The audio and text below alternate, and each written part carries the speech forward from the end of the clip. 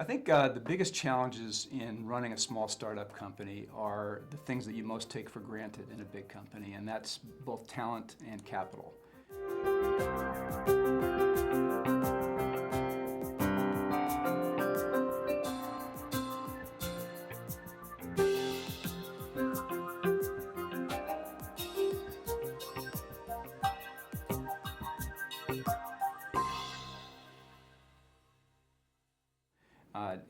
With a small company, particularly in medical devices, we're not developing a molecule that once you're successful, you run through a clinical trial and you take it to market.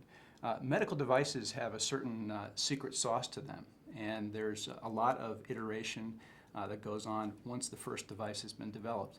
And that's all in the engineering talent, the quality talent, the regulatory talent of the company.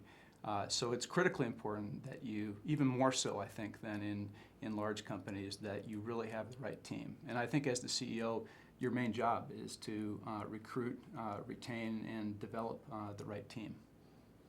I think the advice I would give a new startup CEO is, your two most precious things are time and capital.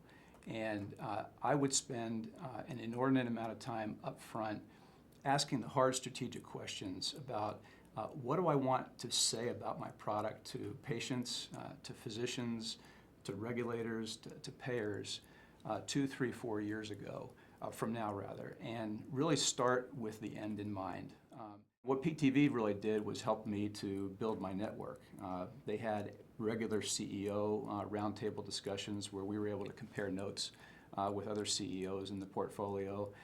They have a great panel of experts, whether it be regulatory, finance, manufacturing, operations, that you're able to tap when and if you need them outside to augment your own team.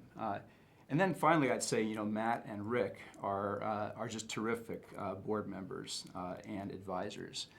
They both sat on the other side of the table when you're talking about getting a financing or whether you're engaged in a discussion with a potential strategic partner. And having that kind of perspective, I can say from experience, was hugely valuable to me.